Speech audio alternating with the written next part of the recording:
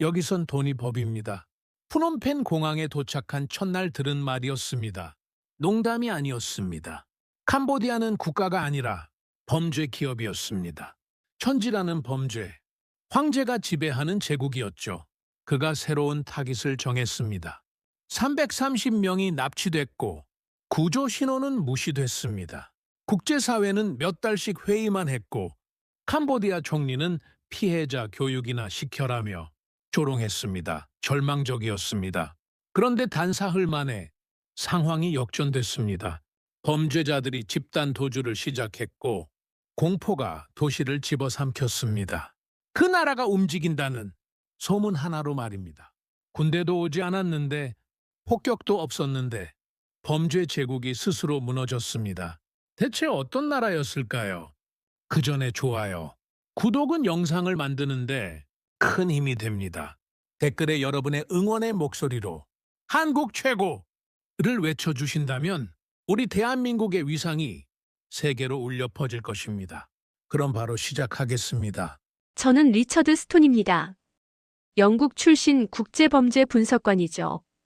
지난 20년간 전 세계 범죄 네트워크를 추적해왔는데 마약 카르텔부터 인신매매, 무기 밀매까지 안 다뤄본 게 없었습니다.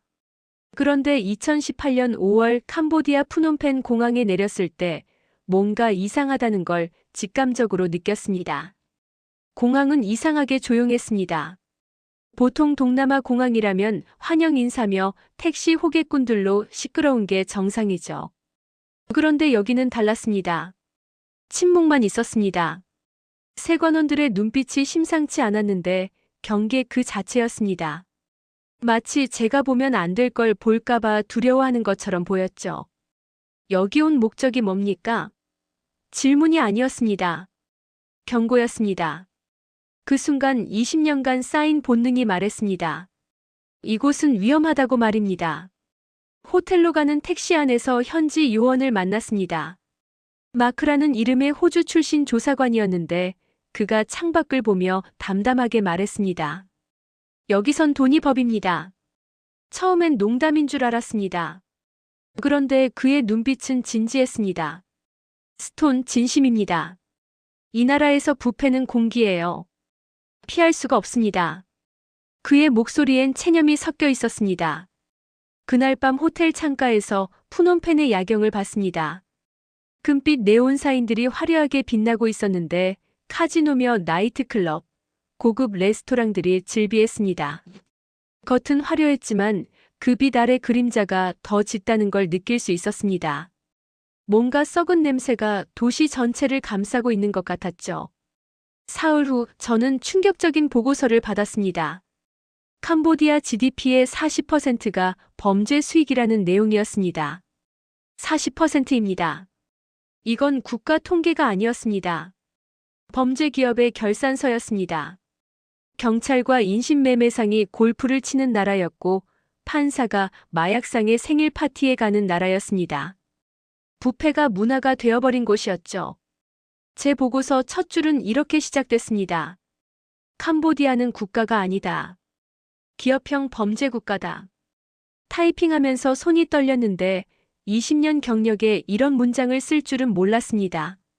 그리고 그의 이름을 알게 됐습니다. 천지. 프린스 그룹 회장이자 캄보디아 정부로부터 오갸라는 귀족 칭호를 받은 인물이었습니다.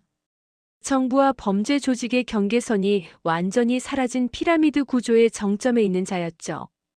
그는 단순한 범죄자가 아니었습니다. 이 나라의 실질적인 지배자였습니다. 일주일 후 저는 시아누쿠빌의 한 건물에 잠입했습니다. 로맨스 스캠 공장이었는데 300명이 넘는 사람들이 좁은 사무실에 빽빽이 앉아 있었습니다. 모두 컴퓨터 앞에서 사랑을 연기하고 있었죠. 화이트보드에 적힌 문구가 눈에 들어왔습니다. 오늘의 목표 1인당 3,000달러 못 채우면 굶는다는 규칙이었습니다. 사랑이 상품이 되어 공장에서 생산되고 있었던 겁니다. 그런데 2024년 들어 상황이 바뀌었습니다. AI 필터링 기술이 발전하면서 미국과 유럽 시장이 막혔던 겁니다. 로맨스 스캠이 더 이상 통하지 않았죠. 그들은 새로운 먹잇감을 찾기 시작했습니다. 그날 저는 천지의 회의실에 도청 장치를 설치한 상태였습니다. 회의가 시작됐고 중국어가 오갔는데 그때 한 문장이 제 귀를 때렸습니다. 새 타깃은 한국이다. 그 순간 제 등골이 서늘해졌습니다. 회의실이 조용해졌고 모두가 고개를 끄덕였습니다. 이건 제안이 아니었습니다. 결정이었습니다. 화이트보드에 한글이 적혔습니다. 한국 타깃 프로젝트 마이너스 시작. 저는 그 순간 본능적으로 알았습니다. 폭풍이 오고 있었습니다. 그리고 그 폭풍의 좌표는 한국이었습니다. 호텔로 돌아와 긴급 보고서를 작성했습니다. 제목은 보고서 17-알파 지옥의 서문이었습니다. 첫 문장은 이렇게 시작했죠. 그들의 다음 좌표는 한국이다. 준비하지 않으면 수천 명이 희생될 것이다. 그날 밤 잠을 이룰 수 없었습니다. 창밖에 금빛 네온사인이 더 음산하게 보였는데 부패의 제국이 새로운 사냥터를 정했습니다. 그리고 그 사냥터는 바로 한국이었습니다. 보고서를 제출한 지 이틀 후 예상치 못한 연락이 왔습니다. 리우밍이라는 이름의 제보자였는데 천지 조직 내부에서 일하다 탈출한 중국인이었습니다. 그가 작은 차집 한켠에서 떨리는 목소리로 말했습니다. 그들이 한국인을 연구하기 시작했습니다. 연구라는 단어가 묘하게 불길했습니다. 한국인은 가족을 중시합니다. 특히 부모와 자식 관계를 말이죠. 리우밍이 녹슨 선풍기 바람을 맞으며 계속 말했습니다. 그래서 새로운 시나리오를 만들었습니다. 자식이 사고를 쳤다. 부모가 병원에 입원했다. 이런 식으로 가족애를 이용하는 겁니다. 이건 단순한 사기가 아니었습니다. 심리의 전쟁이었습니다. 더 충격적인 건 그 다음이었습니다. 조선족을 대거 영입했습니다. 조선족이요? 네, 중국 국적이지만 한국어가 완벽하고 문화도 이해하는 사람들이죠. 그들을 통해 완벽한 한국형 범죄 모델을 구축했습니다. 제 등골이 다시 서늘해졌습니다. 이제 범죄자는 더 이상 낯선 타인이 아니었습니다. 같은 언어를 쓰고 같은 문화를 아는 자들이었습니다. 리우밍이 핸드폰을 꺼내 보여준 이메일 화면이 있었습니다. 가짜 채용 공고였는데 시아누크빌 리조트 직원 모집, 월급 300만 원, 숙식 제공이라고 적혀 있었습니다. 이걸로 한국 청년들을 유인합니다. 도착하면 여권을 압수하고 강제로 전화 사기를 시키는 겁니다. 피해자가 가해자로 변하는 시스템이었습니다. 지옥은 전화선 반대편에 있는 게 아니었습니다. 리우밍의 말이 계속됐습니다. 지옥은 전화를 거는 사람이 갇혀있는 그 방이었습니다. 탈출하려다 맞아 죽은 사람도 봤습니다. 제 손에 든 커피잔이 미세하게 떨렸습니다. 그리고 첫 사망 사건이 터졌습니다. 김모 씨라는 20대 한국 청년이었습니다. 그가 마지막으로 가족에게 보낸 메시지는 단 3글자였습니다. 도와줘요. 하지만 구조는 오지 않았고 이틀 후 그의 시신이 발견됐습니다. 캄보디아 경찰은 사고사로 처리했지만 리우밍은 달리 말했습니다. 살해당했습니다. 탈출을 시도했거든요. 그 메시지가 제 가슴을 쳤습니다. 도와줘요. 3글자였지만 그 안에 담긴 절망이 느껴졌습니다. 저는 보고서에 그의 이름을 적으면서 다짐했습니다. 이건 숫자가 아니라 이름이라고 생명이라고 말입니다. 그런데 더 끔찍한 통계를 발견했습니다. 한국 외교부 자료를 분석하던 중 실종 신고 건수가 눈에 들어왔는데 2024년 단 한 해 동안 캄보디아에서 실종된 한국인이 330명이었습니다. 전년 대비 10배가 폭등한 수치였습니다. 330명입니다. 이건 통계가 아니었습니다. 납치 산업이었습니다. 리우밍이 마지막으로 한 말이 있었습니다. 그들은 이제 한국인을 이해하기 시작했습니다. 언어만 아는 게 아니라 어떻게 설득하고 어떻게 속이는지 완벽하게 파악했습니다. 그의 눈빛에서 공포가 보였습니다. 이건 기술이 아닙니다. 심리의 전쟁입니다. 저는 그날 밤 호텔방에서 보고서를 작성했습니다. 제목은 보고서 17-B 좌표의 발견이었습니다. 화면에 김모 씨의 사진을 띄워놓고 타이핑했는데 그의 마지막 메시지가 계속 머릿속을 맴돌았습니다. 도와줘요. 범죄의 방향이 완전히 바뀌었습니다. 그리고 그 화살표는 정확히 서울을 향하고 있었습니다. 조선족 네트워크는 완벽한 언어와 문화 이해로 무장했고 가짜 채용 공고는 매일 수십 개씩 올라오고 있었습니다. 피해자는 가해자로 변했고 구조 신호는 무시됐습니다. 330건. 저는 그 숫자를 복수로 읽었습니다. 아니, 복수가 아니라 구조 명단으로 읽었습니다. 하지만 제가 할 수 있는 건 보고서를 쓰는 것뿐이었습니다. 그 무력함이 저를 짓눌렀는데 늦은 구조는 죄였습니다. 리우민과 헤어지며 그가 마지막으로 한 말이 있었습니다. 스톤, 그들의 대본은 완벽합니다. 연기와 살인은 종이 한 장 차이입니다. 저는 고개를 끄덕였습니다. 알고 있었습니다. 하지만 막을 방법이 없었습니다. 그날 밤 창밖을 보며 생각했습니다. 누가 이들을 구할 것인가? 국제사회는 너무 느렸고 캄보디아 정부는 공범이었습니다. 그렇다면 남은 건 하나였습니다. 한국 정부였습니다. 하지만 그들이 과연 움직일까요? 저는 회의적이었습니다. 그때까진 말입니다. 제 보고서가 제출된 지 사흘째 되던 날이었습니다. 한국 언론이 일제히 보도를 터뜨렸습니다. 캄보디아 납치 공장, 우리 청년들이 갇혀있다 제목의 기사들이 쏟아졌죠. 댓글란은 분노로 가득 찼는데 우리 아이들을 건드렸다고. 이런 반응들이었습니다. 국민 여론이 폭발했습니다. 저는 그때 느꼈습니다. 이건 단순한 분노가 아니라 전쟁 선포였다고 말입니다. 이틀 후 한국 정부가 발표를 했습니다. 단 3문장이었는데 총력 대응한다. 전원 송환한다. 대가를 보게 될 것이다. 그게 전부였습니다. 저는 그 문장을 읽으며 소름이 돋았습니다. 이건 요청이 아니었습니다. 작전 통보였습니다. 외교적 수사도 없었고 협조 요청도 없었습니다. 그냥 통보였습니다. 인터폴 본부에 긴급 화상회의가 소집됐습니다. 한국 합동대응팀이 24시간 내에 작전을 개시한다는 내용이었는데 좌표 50개, 일정 10일 완벽한 구조 계획이었습니다. 회의에 참석한 각국 대표들이 경악했습니다. 24시간이요? 보통 이런 작전은 몇 달이 걸리는데요.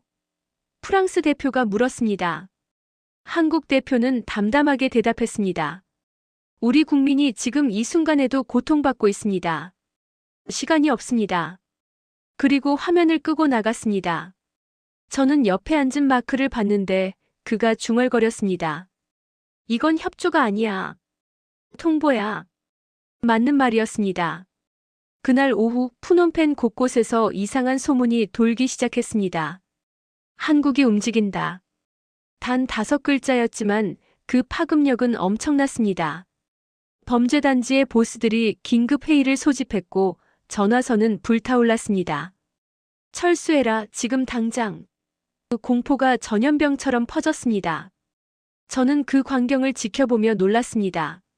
한국군이 오는 것도 아니었고 폭격이 있는 것도 아니었습니다. 그런데 도시가 움직이기 시작했습니다. 범죄단지의 불이 하나둘 꺼졌고 사람들이 짐을 싸서 도망가기 시작했습니다. 한국이 움직인다. 그 한마디로 도시가 비었습니다.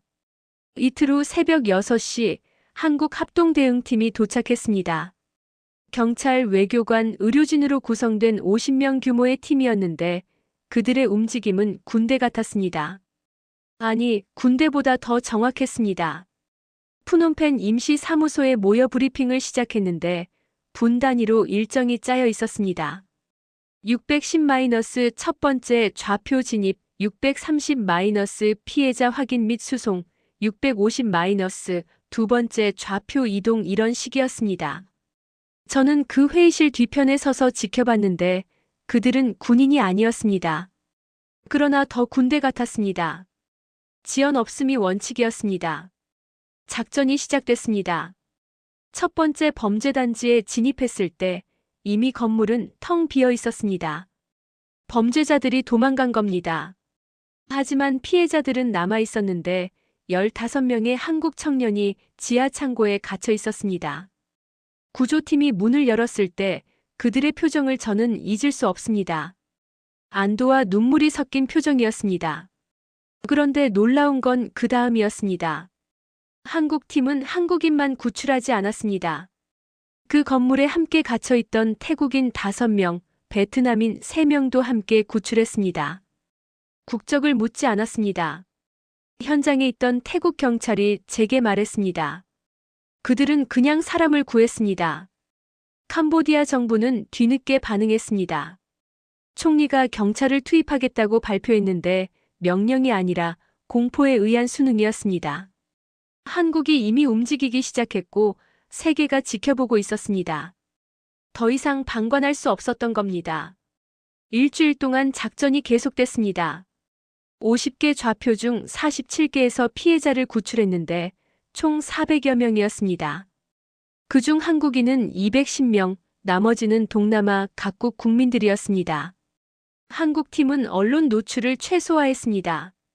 피해자들의 2차 피해를 방지하기 위해서였죠. 이건 쇼가 아니라 구출이었습니다. 마크가 말했습니다. 저는 그 광경을 지켜보며 보고서를 작성했습니다. 제목은 보고서 17-C 국가가 움직이다였습니다. 첫 문장은 이렇게 시작했습니다. 24시간 하나의 나라가 깨어났다. 그리고 총성 없는 전쟁이 시작됐다. 그날 나는 깨달았습니다. 진짜 힘은 무기가 아니라 신뢰였다고 말입니다.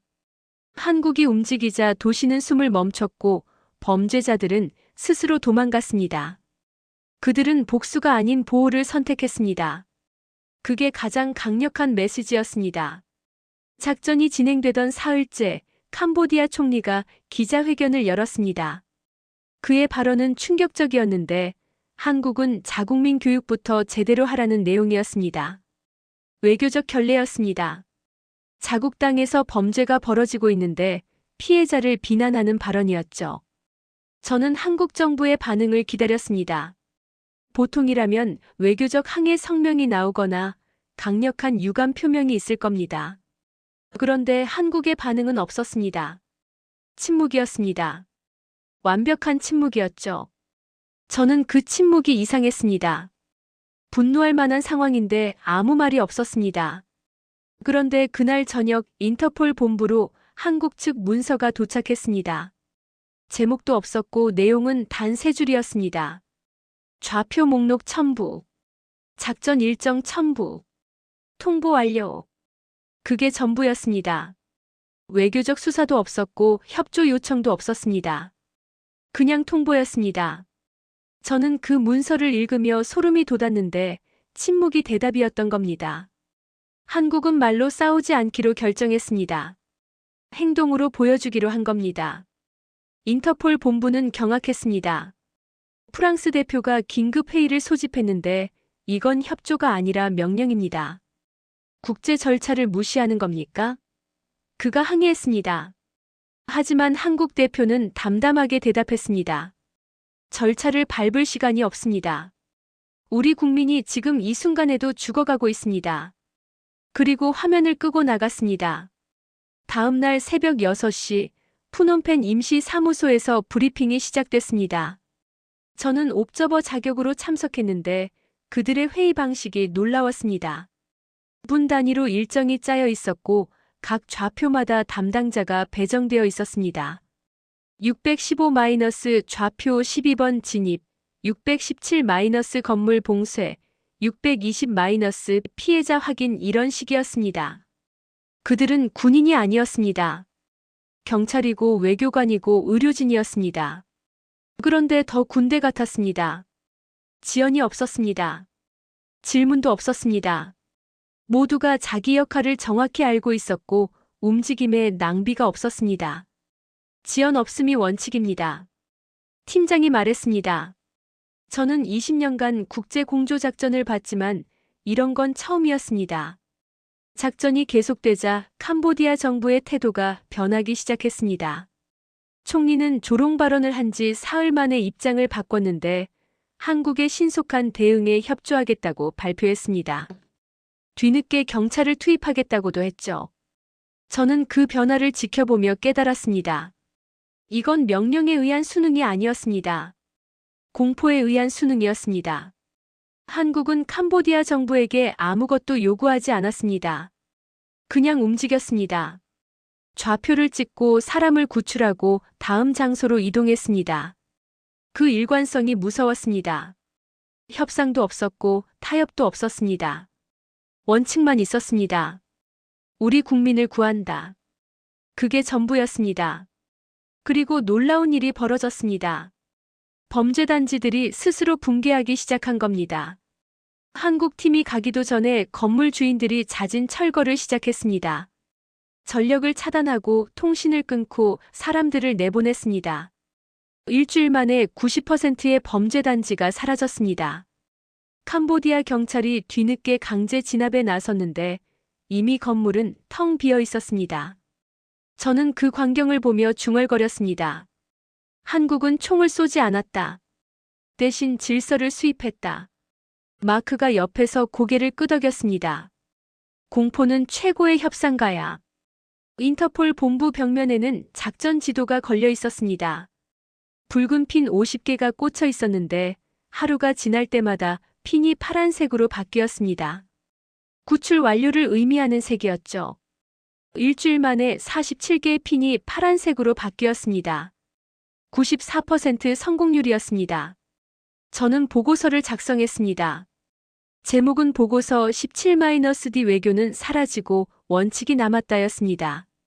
첫 문장은 이렇게 시작했습니다. 한국의 문장은 짧았다.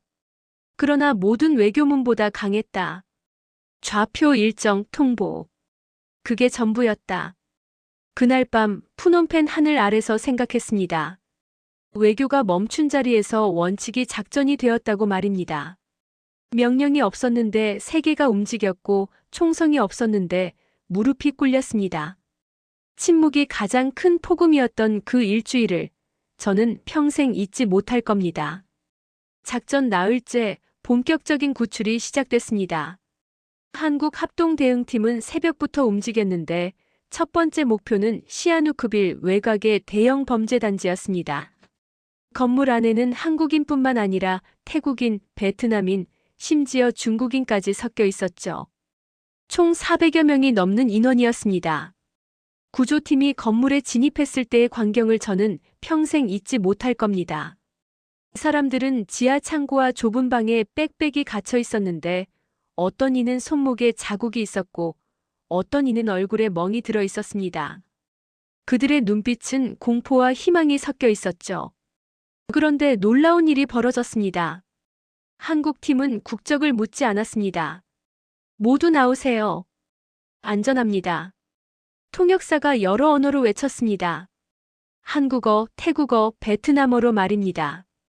저는 그 순간을 지켜보며 소름이 돋았는데 그들은 한국인만 구하러 온 게 아니었습니다.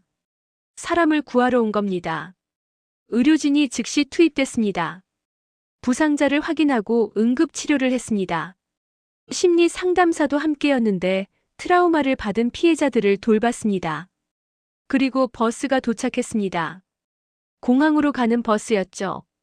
한국인은 한국으로, 태국인은 태국으로, 베트남인은 베트남으로 돌아갈 수 있도록 각국 대사관과 조율이 이미 끝나 있었습니다. 현장에 있던 태국 경찰관이 저에게 말했습니다. 믿을 수 없습니다. 그들은 국적을 묻지 않았어요. 그냥 사람을 구했습니다. 그의 목소리에는 감탄이 섞여 있었습니다. 베트남 영사관 직원도 비슷한 말을 했죠. 한국 덕분에 우리 국민도 돌아갑니다. 고맙습니다. 그런데 더욱 놀라운 건 언론 대응이었습니다. 보통 이런 대규모 구출 작전이 성공하면 정부는 대대적으로 홍보합니다. 사진을 공개하고 기자회견을 열고 성과를 자랑하죠. 그런데 한국팀은 달랐습니다. 언론 노출을 최소화했습니다. 피해자 보호가 우선입니다. 팀장이 기자들에게 말했습니다. 그들은 이미 충분히 고통받았습니다. 더 이상의 노출은 2차 피해를 일으킵니다. 그래서 사진도 없었고 인터뷰도 없었습니다. 공항에서 출국하는 장면도 비공개로 진행됐습니다. 이건 쇼가 아니었습니다. 구출이었습니다. 마크가 저에게 중얼거렸습니다. 성과를 숨겼어. 진심만 남았어. 맞는 말이었습니다. 한국은 이 작전을 정치적으로 이용하지 않았습니다. 그냥 해야 할 일을 했을 뿐이었죠. 그리고 캄보디아 정부가 완전히 굴복했습니다. 총리가 다시 기자회견을 열었는데 이번엔 태도가 완전히 달랐습니다. 한국의 신속하고 인도적인 대응에 깊이 감사합니다. 우리도 최선을 다해 협조하겠습니다. 사흘 전 조롱하던 그 사람이 맞나 싶을 정도였습니다. 공포는 존경으로 바뀌었습니다. 저는 한국팀의 작전실을 관찰할 기회가 있었습니다. 벽면에는 대형 모니터가 걸려 있었고 실시간으로 현장 상황이 업데이트됐습니다. 715 좌표 25 진입 완료. 피해자 12명 확인 730 좌표 26 이동 중분 단위 보고가 계속됐습니다. 본부와 현장이 완벽하게 연결되어 있었습니다.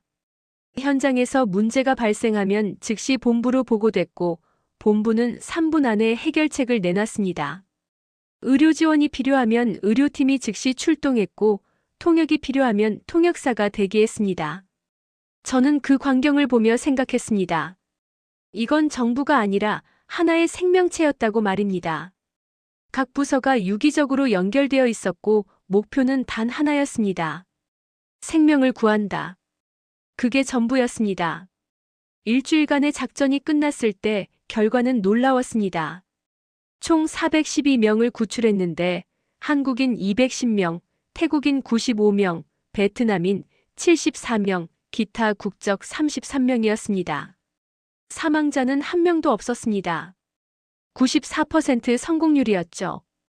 저는 보고서를 작성했습니다.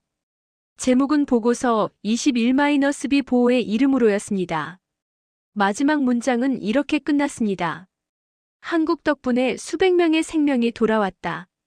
복수 대신 보호. 이것이 그들의 전략이었다. 이게 한국이었다. 그날 밤 새벽 공항 활주로에서 마지막 구조자들이 비행기에 오르는 걸 지켜봤습니다. 그들의 침묵 속에 안도가 있었고 눈물 속에 감사가 있었습니다. 저는 그 순간 깨달았습니다. 진짜 힘은 방향이었다고 말입니다. 복수가 아니라 보호였습니다. 총 대신 구급차를 보낸 나라, 성과를 숨기고 진심만 남긴 나라. 나는 그날 국가의 온도를 느꼈습니다. 한국의 작전이 끝난 지 이틀 후였습니다. 태국 정부가 긴급 발표를 했습니다. 캄보디아 국경 전면 봉쇄령을 발동한다. 하룻밤 사이에 5,000개의 검문소가 설치됐습니다. 저는 그 숫자를 듣고 귀를 의심했습니다. 5,000개요? 캄보디아에서 오는 모든 차량은 정지시킨다. 전수조사한다. 태국 내무부 장관의 발언이었습니다. 저는 태국 국경으로 직접 가봤습니다. 고속도로를 따라 늘어선 검문소의 헤드라이트 행렬이 장관이었습니다. 경찰들이 모든 차량을 세우고 신원을 확인하고 짐을 검사했습니다. 범죄자는 한 명도 넘어가지 못한다.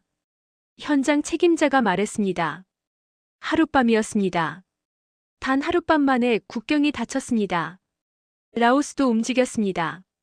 평화롭기로 유명한 나라였는데 비엔티안 정부가 군대를 배치했습니다. 3,000명의 병력이 캄보디아 국경으로 이동했습니다. 우리 국민을 보호해야 한다. 라오스 국방부의 성명이었습니다. 평화로운 나라가 하룻밤 사이에 전시체제로 바뀌었습니다. 그런데 가장 충격적인 건 미얀마였습니다. 미얀마 군부가 KK 단지에 드론 폭격을 감행했습니다. 12대의 무인기가 투입됐고 건물이 전면 파괴됐습니다. 저는 그 영상을 인터폴 본부에서 봤는데 폭발음이 밤하늘을 가르는 장면이었습니다. 마크가 중얼거렸습니다. 폭발음 대신 정화의 시작이었어. 미얀마 정부는 성명을 발표했습니다. 범죄 단지를 더 이상 용납하지 않는다. 전면 소탕한다. 그동안 묵인하던 정부가 갑자기 태도를 바꾼 겁니다. 왜 갑자기 변했을까요? 답은 간단했습니다. 한국이 움직였기 때문입니다. 베트남도 가만히 있지 않았습니다. 호치민 외곽의 범죄 단지 3곳이 일제히 폐쇄됐습니다. 베트남 경찰이 강제 진입해서 피해자들을 구출했고 범죄자들을 체포했습니다. 한국의 신속한 대응을 배워야 한다. 베트남 공안부 장관의 발언이었습니다. 필리핀에서도 비슷한 일이 벌어졌습니다. 마닐라 경찰이 50개 장소를 동시에 압수수색했습니다. 로맨스 스캠 조직들이 일망타진됐죠. 범죄는 우리 땅에서 용납되지 않는다.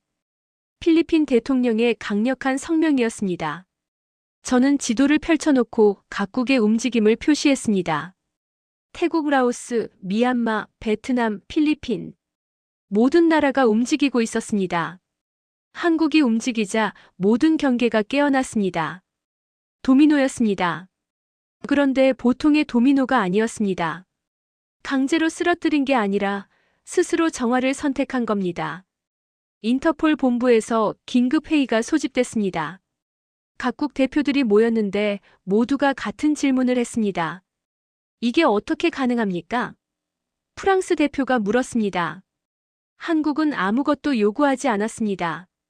그냥 자국민을 구했을 뿐입니다. 그런데 왜 모든 나라가 움직입니까? 저는 손을 들고 발언했습니다. 원칙 때문입니다. 한국은 타협하지 않았습니다. 협상하지 않았습니다. 그냥 옳은 일을 했습니다. 그 일관성이 다른 나라들을 움직인 겁니다. 회의실이 조용해졌습니다. 모두가 고개를 끄덕였습니다. 그날 저는 새로운 용어를 만들었습니다. 한국 효과, 코리아 이펙트. 한 나라의 원칙적인 행동이 주변국 전체의 정책을 바꾸는 현상을 지칭하는 용어였습니다. 인터폴 본부는 이 용어를 공식 보고서에 등록했습니다. 일주일 후 동남아시아의 범죄 지도가 완전히 바뀌었습니다. 수백 개의 범죄 단지가 사라졌고 수천 명의 피해자가 구출됐습니다. 범죄자들은 도망쳤지만 질서는 남았습니다. 한국은 총 한 발 쏘지 않았습니다. 폭탄 하나 떨어뜨리지 않았습니다. 그냥 원칙을 지켰을 뿐입니다. 저는 보고서를 작성했습니다. 제목은 보고서 21-C 위기의 확산이었습니다. 아니, 위기가 아니었습니다. 정화였습니다. 마지막 문장은 이렇게 썼습니다. 한국이 움직이자 세계가 정화됐다. 한 나라의 원칙이 지역 질서를 재설계했다. 이게 코리아 이펙트다. 그날 밤 호텔 창가에서 생각했습니다. 작은 나라의 결심이 대륙을 바꿨다고 말입니다. 체급이 아니라 일관성이 힘이었습니다. 한국의 원칙이 새로운 국제 언어가 됐습니다. 저는 그날 이후 매 보고서에 이 문장을 추가했습니다. 세계는 강자를 따르지 않았다. 일관성을 따랐다. 한국의 작전이 끝난 지 일주일 후 예상치 못한 곳에서 연락이 왔습니다. 싱가포르였습니다. 평소 중립을 지키기로 유명한 도시국가였죠. 그런데 싱가포르 금융청이 긴급 발표를 했습니다. 모든 중국계 금융기관에 대한 긴급 감사를 실시한다. 의심 자금은 즉시 동결한다. 저는 그 뉴스를 보고 깜짝 놀랐습니다. 싱가포르 금융청 회의실로 초청을 받았습니다. 담당 국장이 저에게 말했습니다. 스톤 씨, 우리도 더 이상 방관할 수 없습니다. 한국이 보여준 원칙을 우리도 따라야 합니다. 그의 목소리는 단호했습니다. 평소 중립이던 우리가 칼을 들었습니다. 범죄 자금이 우리 땅을 거쳐간다면 그건 공범이나 마찬가지입니다. 이틀 후 인도네시아가 움직였습니다. 자카르타 정부가 발리와 자카르타 관광지에 대한 전면 단속령을 내렸습니다. 관광의 이름으로 범죄가 숨어서는 안 된다. 인도네시아 관광부 장관의 발언이었습니다. 발리의 유명 리조트 지역에 경찰이 투입됐고 수상한 콜센터들이 일제히 폐쇄됐습니다. 저는 발리 현장을 직접 가봤습니다. 경찰들이 건물에 진입하고 컴퓨터를 압수하고 사람들을 조사하는 광경이었습니다. 현장 책임자가 말했습니다. 한국의 단호함을 배워야 합니다. 관광의 미소 뒤에서 질서를 세워야 합니다. 인도네시아는 관광 수입을 포기하면서까지 단속을 강행했습니다. 그 결단이 놀라웠습니다. 말레이시아도 합류했습니다. 쿠알라룸푸르 외곽의 대형 콜센터들이 전면 조사 대상이 됐습니다. 신속하고 확실한 대응이 필요하다. 말레이시아 내무부의 성명이었습니다. 20개가 넘는 콜센터가 폐쇄됐고 100여 명의 운영자가 체포됐습니다. 그런데 가장 놀라운 건 브루나이였습니다. 작은 나라였죠. 인구가 40만 명밖에 안 되는 나라였습니다. 그런데 브루나이 정부가 발표를 했습니다. 중국발 모든 송금을 전면 재검토한다. 작은 나라조차 움직였습니다. 저는 그 순간 소름이 돋았습니다. 한국의 원칙이 대륙 전체를 움직이고 있었습니다. 그리고 마침내 거인이 움직였습니다. 중국이었습니다. 베이징 정부가 특사단을 동남아시아에 파견했습니다. 해외 범죄 단속을 강화하겠다. 중국 공안부의 공식 발표였습니다. 천지를 비롯한 중국 국적 범죄자들에 대한 수배령이 내려졌습니다.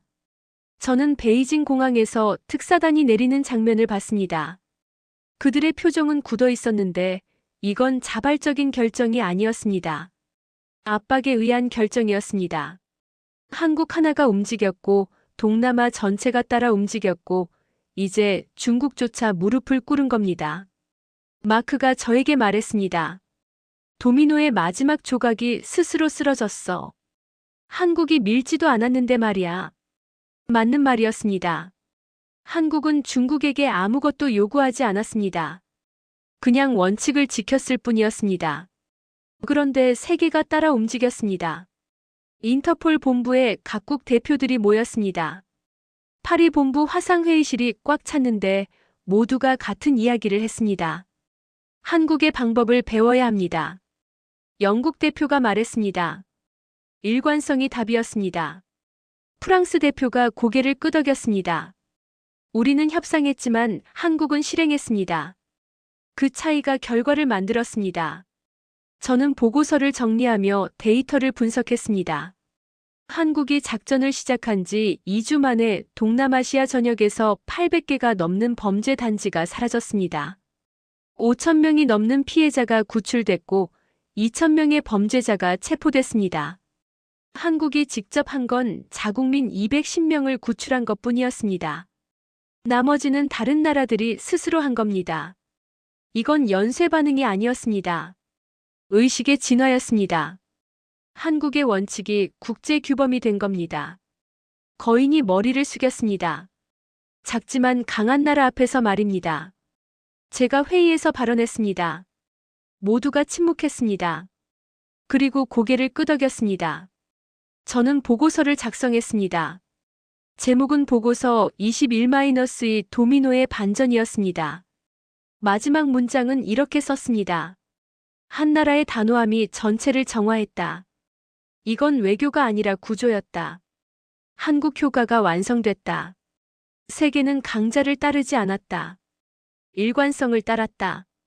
그날 밤 호텔방에서 지도를 펼쳐놓고 봤습니다.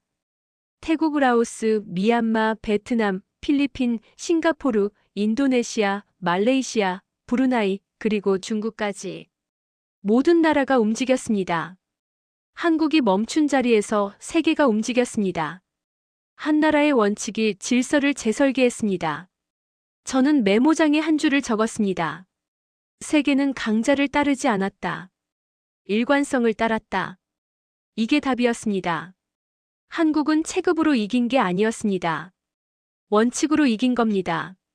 중립국조차 칼을 들었고 거인조차 머리를 숙였습니다. 신뢰가 무기였습니다. 작전이 완료된 지 3일 후 한국 정부가 충격적인 발표를 했습니다. 캄보디아에 대한 모든 원조를 중단한다. 20년간 이어진 지원이 전면 중단된 겁니다. 연간 5천만 달러 규모의 개발 원조였는데 하루아침에 사라졌습니다. 저는 그 발표를 듣고 놀랐습니다. 이건 경제 제재였습니다. 그런데 한국의 성명은 짧았습니다. 우리 국민을 보호하지 못하는 국가와는 협력할 수 없다. 그게 전부였습니다. 비난도 없었고 위협도 없었습니다. 그냥 사실만 말했습니다. 마크가 중얼거렸습니다. 그들은 돈을 걷어들였어. 하지만 신뢰를 남겼어. 정확한 표현이었습니다. 사흘 후 놀라운 일이 벌어졌습니다. 캄보디아 총리가 직접 움직인 겁니다. 한국 대사관을 방문했습니다. 총리가 대사관 계단을 올라가는 장면이 전 세계에 중계됐는데 그의 표정은 굳어 있었습니다. 이건 외교가 아니었습니다. 참회의 행보였습니다. 대사관 회의실에서 총리가 말했습니다. 한국 정부와 국민에게 진심으로 사과드립니다. 우리의 무능과 방관이 피해를 키웠습니다. 그의 목소리는 떨리고 있었습니다. 앞으로 범죄 단속에 최선을 다하겠습니다. 한국의 신뢰를 회복하겠습니다. 총리가 스스로 걸어온 겁니다. 부름도 받지 않았는데 말입니다. 한국 대사는 담담하게 대답했습니다. 행동으로 보여주시기 바랍니다. 말이 아니라 실행을 원합니다. 조건도 없었고 약속도 요구하지 않았습니다. 그냥 원칙만 있었습니다. 저는 그 장면을 보며 소름이 돋았습니다. 외교의 새로운 언어를 보고 있었습니다. 인터폴 본부에서 긴급 화상회의가 열렸습니다. 전 세계 각국 대표들이 모였는데 주제는 하나였습니다. 한국의 방법을 어떻게 배울 것인가? 영국 대표가 질문했습니다. 한국은 거래하지 않았습니다. 선언하고 실행했습니다. 어떻게 그게 가능했습니까? 프랑스 대표가 대답했습니다. 요구가 없었습니다. 단 하나 자국민의 귀환뿐이었습니다. 그 단순함이 힘이었습니다. 독일 대표가 고개를 끄덕였습니다. 우리는 협상하고 타협하고 조건을 달았습니다. 그래서 시간이 걸렸습니다. 한국은 달랐습니다. 원칙만 있었고 실행만 있었습니다. 미국 대사관에서도 문의가 왔습니다. 어떻게 한국처럼 할 수 있습니까? 저는 답변을 작성하며 고민했습니다. 어떻게 설명해야 할까요? 그리고 한 문장을 썼습니다. 한국의 방법은 복사되지 않습니다. 이건 기술이 아니라 문화이자 정신입니다. 일본 외무성에서도 보고서를 요청했습니다. 호주 정부도 캐나다 정부도 똑같은 질문을 했습니다. 모두가 한국을 배우려 했습니다. 저는 그 순간 깨달았습니다. 세계가 바뀌고 있었습니다. 한국이 새로운 기준을 만든 겁니다. 한 달 후 최종 보고서를 작성했습니다.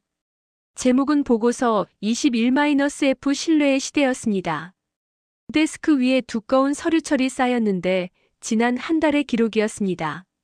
저는 마지막 문장을 신중하게 썼습니다. 신뢰는 최강의 억지력이다. 국가는 체급이 아니라 일관성으로 기억된다. 한국은 힘을 사용하지 않고 세계를 설득했다. 이건 외교가 아니라 하나의 문화였다. 타이핑을 마치고 서명란에 이름을 썼습니다. 리처드 스톤, 원칙의 증인. 그날 밤 파리 본부 창가에서 생각했습니다. 저는 총성 없는 전쟁을 봤습니다. 그리고 그 전쟁에서 이긴 것은 무기가 아니라 원칙이었습니다. 한국은 요구하지 않았습니다. 단지 지켜야 할 사람과 약속만 있었습니다. 세계는 그것을 정책이라 부르겠지만 저는 다르게 부릅니다. 신뢰의 억지력이라고 말입니다. 복수의 시대가 끝났습니다. 신뢰의 시대가 왔습니다. 작지만 강한 나라, 총 한 번 쏘지 않고 대륙을 정화시킨 국가. 한국은 체급으로 싸우지 않았습니다. 원칙으로 이겼습니다. 중립국이 칼을 들었고 거인이 머리를 숙였습니다. 20년간 범죄를 추적하며 배운 게 있습니다. 힘은 두려움을 만들지만 신뢰는 변화를 만든다는 것입니다. 한국이 보여준 건 바로 그것이었습니다. 두려움이 아니라 신뢰로, 복수가 아니라 보호로 세상을 바꾼 나라였습니다. 저는 그날 이후 매 보고서 마지막 줄에 이렇게 씁니다. 한국은 움직이지 않는다. 단지 세상이 한국을 따라 움직일 뿐이다. 이게 제가 목격한 진실입니다. 신뢰가 시대를 바꿨습니다. 그것이 바로 한국이었습니다. 데스크 정리를 하며 캄보디아에서 찍은 사진 한 장을 봤습니다. 구출된 청년이 공항에서 가족을 만나 포옹하는 장면이었습니다. 그 사진 속에 모든 답이 있었습니다. 국가는 국민을 지킨다. 그게 전부였습니다. 한국은 그 단순한 원칙을 지켰고 세계가 따라 배웠습니다. 이제 저는 새로운 보고서를 시작할 때마다 이 질문을 던집니다. 이 문제를 한국이라면 어떻게 해결했을까? 그게 제 새로운 기준이 됐습니다. 신뢰의 시대, 원칙의 시대가 왔습니다. 한국이 그 문을 열었습니다.